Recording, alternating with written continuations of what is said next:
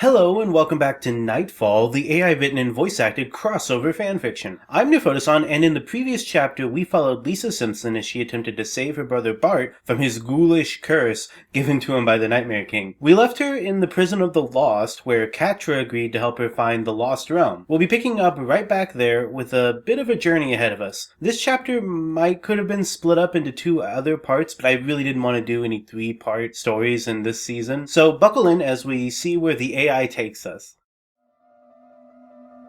Lisa returned to where Bart and Shaggy were waiting for her, with Catra in tow. She explained to them how Catra knew the way to the Lost Realm. We've got to get to the Lost Realm quickly so that Bart can get back to his normal self before the sun rises, Lisa declared. It will be dark when we get there, so we will have to find a way through the Lost Gates. Shaggy suggested. No, we shouldn't go that way. Catra said. What's wrong? Lisa asked. It's the way the Nightmare King wants us to go. He's waiting for us there. The point is, Catra explained. Isn't he dead? his vessel might be, as this is still flow strong. Catra said. Here in the Nightmare Realm, it's as strong as ever. What other way is there? Lisa asked. There's an ult not far from here. It might still work. We don't have time to worry about it. Okay, let's go. Lisa said. They began to head towards the Lost Realm.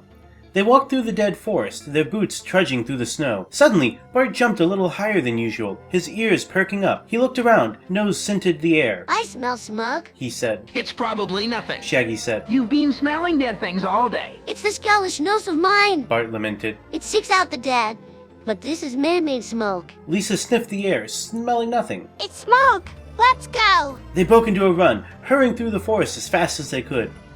Finally, they came to a burnt-out cottage. The thatched roof was smoldering, the blackened walls revealing a row of cages with bars bent and broken. The remains of a ghoul woman hung from the ceiling, a bag of organs and a jar of pickled eyeballs beside her. Bart stopped short and covered his nose in disgust. What is it? Lisa asked. Bart pointed to the cages. We need to free them. He said. Lisa nodded, stroking her chin thoughtfully. If we free them and we have to keep them, that's a hard choice. Bart said softly. Lisa looked at the cages once more, then walked over to the ghoul woman. She touched the woman's long white hair, then smelled it. She's alive. She said. Then we have to save her. Bart said. Lisa nodded. I was thinking the same thing. Should we do it now, while there's still time, or wait until night? We don't have time to waste. Catra said. We need to get to the Lost Realm quickly. Yeah! Lisa nodded. Let's free these poor souls. Lisa took a deep breath, then opened the first cage with the bag of organs inside. Bart screamed. The woman inside screamed too. Lisa held her hand over her mouth, trying not to be sick. She put her hand on the woman's shoulder, speaking softly. It's alright. It'll be alright.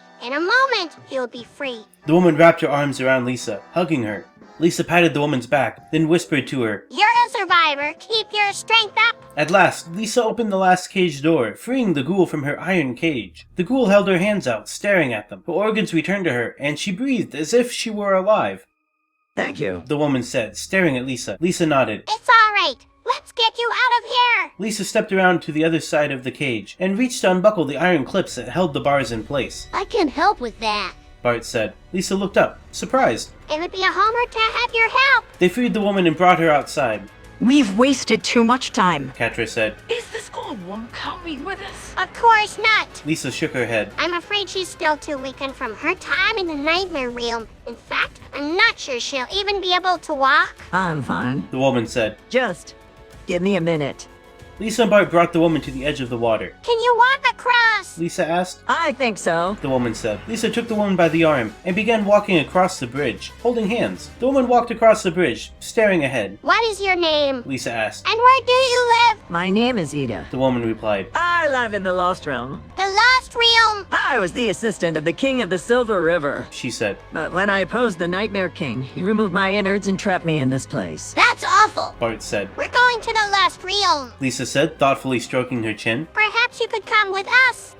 You already have a guide. Catra pointed out. This hag will just slow us down. She's not a hag. Bart said, defensively. She's a water walker. That's just a fancy name for Gaul. Catra said. Not necessarily. They saw a tower on the horizon. Catra pointed to it. There's the tower. She said. They began to run towards it. Wait, Ida said. I must ask.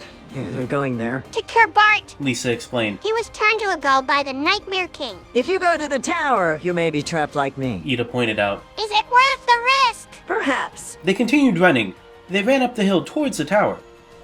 This is it. Bart said. Are you sure? Lisa asked, looking at the tower. The tower was a silver color and sat on a hill. This is it. Bart asked, confused. Yes. What is it? It's a tower. I know that much. Bart said, irritated. But what is it? Catra sighed and looked at the tower. It's a magical tower, Bartimaeus. She said. You need to concentrate. Fine. Bart said. I remember this tower. Ida said, placing a hand on the smooth silver stone. Concentrate, and it can take you to the Lost Realm. I don't need to go there. Bart said. You do. Lisa said. If you don't go, you will die. You're just trying to get rid of me. No, I'm trying to save you. I don't want to be saved by the likes of you. The ghoulishness is poisoning his mind. Shaggy said. Bart glared at him. Do you see any other ghosts? Ida asked, hoping to change the subject.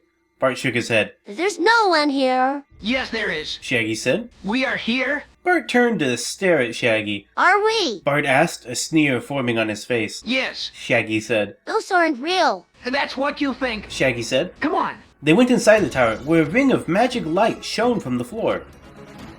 This is the Ring of Solomon. Ida said. He used to keep it on his finger, but it can take you to him. They stood in the ring, everyone holding hands except for Bart. What do we do? Lisa asked. I don't know. Ida said. This ring is part of Solomon's magic. It will transport us where we need to go. Yes. Catra explained. I don't see anything. Bart said. Get up and make the wish. Shaggy said. I wish we were at the bottom of the ocean. Bart said.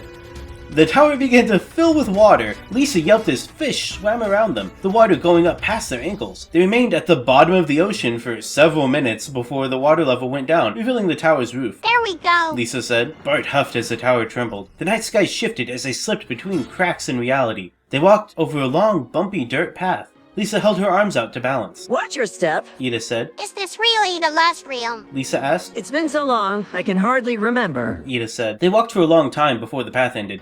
They reached a wall where large, heavy gates were set in the wall. The gates were closed. We're trapped. Bart said. Not necessarily. Lisa said. She went over to the gates and began to talk to the person on the other side of the gate.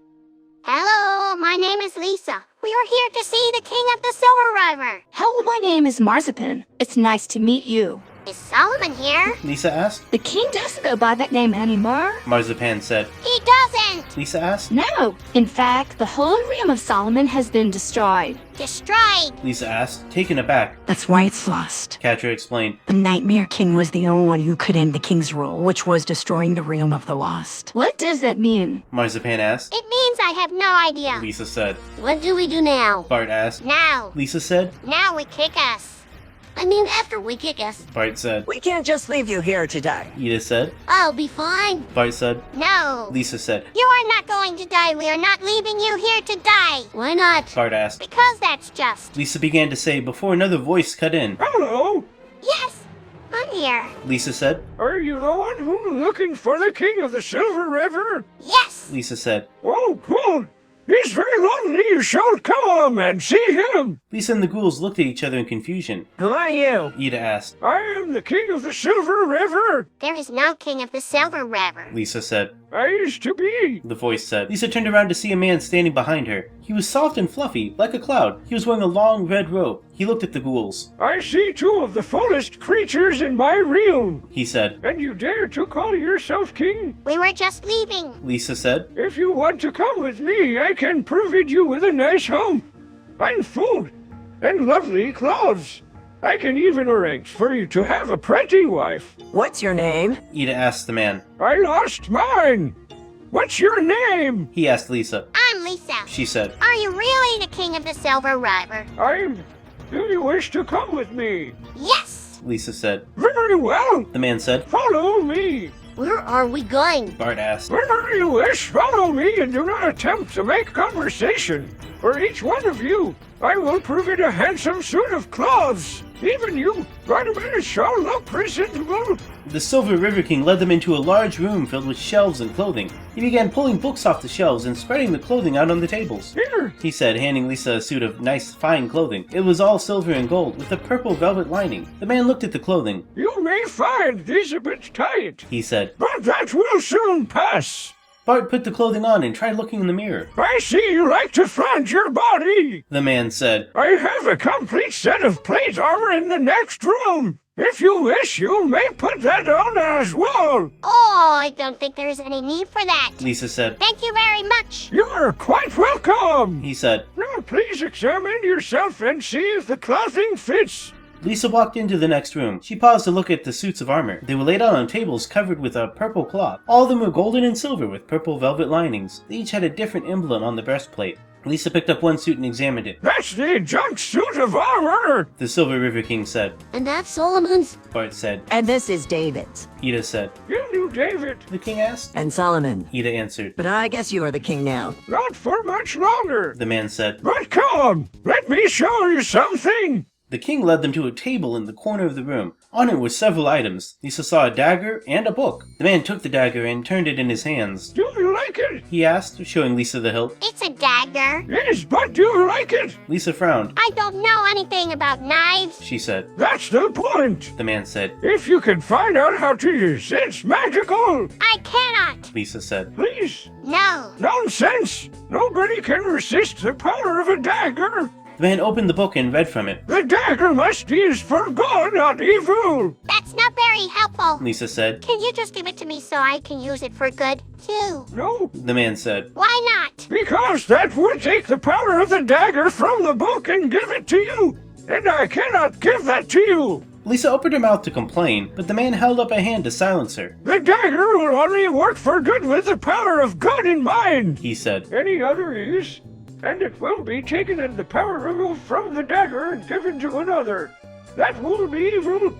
Oh. Lisa said. Allow me to demonstrate. He continued. Clutching the dagger, he turned, driving it into the heart of Bart. Bart? Lisa cried as her brother was stabbed by the magic dagger. The dagger was removed, and the body of Bart fell to the ground, dead. What happened? Ida asked. He stabbed my brother. Lisa answered, sobbing. I could not resist the power of the dagger. The king of the Silver River said. It doesn't look like you could. Lisa said. The king of the Silver River laughed. Just watch. He said, gesturing to Bart's body. It will happen again. After I take the dagger, Bart will rise. Lisa raised an eyebrow. Are you sure he's dead? I am not sure of anything. The man turned the pages of the book. There is one thing that I am sure of. Oh, He said. the dagger will only be effective if the mind of these is poor. What do you mean? Lisa asked. The man flipped through the pages a bit. The Nightmare King's mind is corrupted.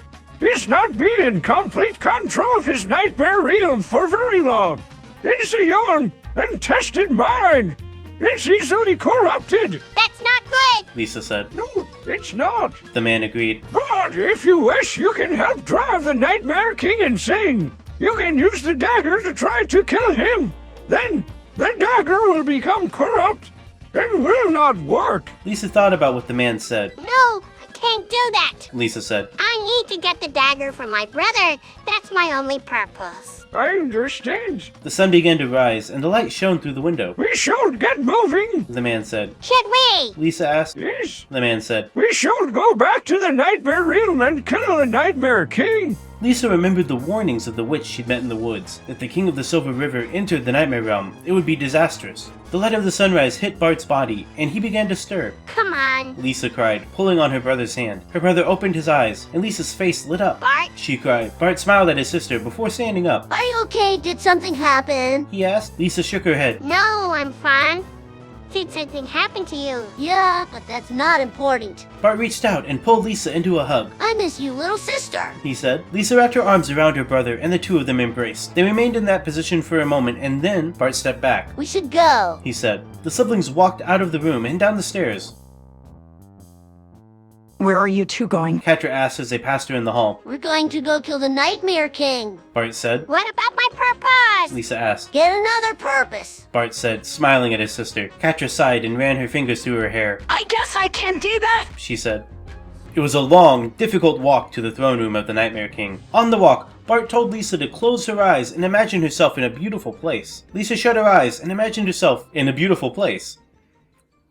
The siblings entered the hall of the Nightmare King and stopped dead. Hello, Bartimaeus. Ah, Bart said, stepping back. The king's laughter trickled like ice water on a bruise. I can't help but notice you're still holding the key to the Lost Realm. I still have it. Bart asked, surprised. Of course you still have it. You still have everything. You still have everything because you still have it. Nothing can take that away from you. What do you want? I want the same thing I've always wanted. Your power, Bartimaeus. I want to become the Nightmare King. I can't give it to you. You cannot can. One or one, which is it, Bartimaeus? I will not give it to you. The king's eyes widened in rage. The king laughed, and the siblings recoiled in pain. They stood there, glaring at each other. Lisa stepped between them and said softly. Bart? Bart stepped back, sighing. Look, I'm sorry I won't give it to you.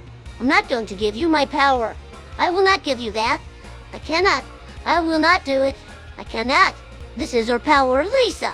The Nightmare King laughed. I can allow you to escape, The Nightmare King said. but I can give you another option, an option more suited to your powers. No, Bart. Lisa said. He took a deep breath before turning to the Nightmare King. What do you have in mind? He asked. Have you ever considered a partnership? Bart, maybe you win with me together? We can achieve more than either one of us can achieve alone. We can rule the world, and we can be king and queen of the Nightmare Realm. We can be its Nightmare Kings. I have to say that I think you're making a mistake. Bart replied. You were already chased off the mortal coil. That's why you're here. Yes, Bartimaeus, but I have a better understanding of the world now. I've studied all the times in the Nightmare Realm. I've learned the dark arts. I can make you my ghostly slave. And I'm dead for my fortress. I've decided which I would prefer. I don't want any part of your dark empire. Bart said. No, Bart, you misunderstand. You see the skulls on the walls. Bart took a look around. Yes. Those are my, and I've killed these men and I have taken their skulls. They are all that remain of my first failed attempt at global domination. Now I will not fail again. When I was in my study pursuing the tongues, I came across the secrets of the Nightmare Turret's power. I will transfer my own power to you, Bartimaeus. You'll be my slave once more. Bartimaeus, I will give you total control over the undead. Your enemies will not be able to stop you. The only enemy I've left is you. Bart replied. He took the Ring of Solomon from his pocket and placed it on his middle finger. But this is a pointless endeavor because I am not joining you. The Nightmare King laughed. I will not abide a traitor to my dark empire. And I am no traitor. Bart said. You're not. You be the Ring of Solomon. I did do that. Bart said. But I am done being your slave now. I will have my ring and will have my freedom or death. Make your choice, Nightmare King. The Nightmare King was silent for a long moment before he let out a bellow of fury. Bartimaeus. He snarled. Full 2002 deadline Jerusalem and 2007 the Pan. He roared. I'll give you a second chance. 2008 the Temple of the Sun deadline dead. 2000 deadline dead and 2010 dead. 2011 the Pan and dead. 2012 deadline dead and 2014 dead. That's a no. Lisa said. You are doing or not, Bartimaeus? The Nightmare King shouted. Lisa stepped forward and placed a hand on Bart's shoulder. She looked at the Nightmare King and spoke in a sweet voice. Bart, I have freed you from your dark binding. Do not make this mistake. You must not join the Nightmare King. I will do as I please, Bart said, pulling off his ring. You have my gratitude, but I will not be bound by your will or anyone else's. The Nightmare King was now furious. You not have the right. I'm king of nightmares. I will have my due. Bart threw the ring at the Nightmare King. The Nightmare King's eyes bulged as he saw the ring fly towards him. It glowed and sucked him into itself. In a flash of light, the Nightmare King was gone. Bart was standing amidst the ruins of the throne room. He held a black sword in one hand and a golden shield in the other. A voice spoke from the shadows. It said, Good show, Bartimaeus. I knew we had it in you. The King of the Silver River stepped out from the shadows. Are you really the King of the Silver River? Bart asked. Not anymore. The man said. I passed that title on to you, my boy.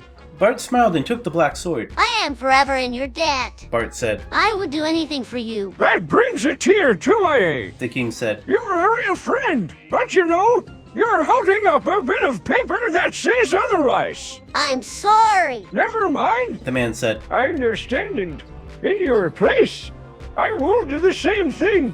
Now come home, I will walk with you. I'm sorry. Bart said again. But I have to do this. Bart drew his sword and cut the black rope that bound the Silver River King. What a wonderful ride. The Silver River King said. He walked over to the cage and looked at the ghouls. I never thought I would see your false selves in this realm of shadows, Bartimaeus.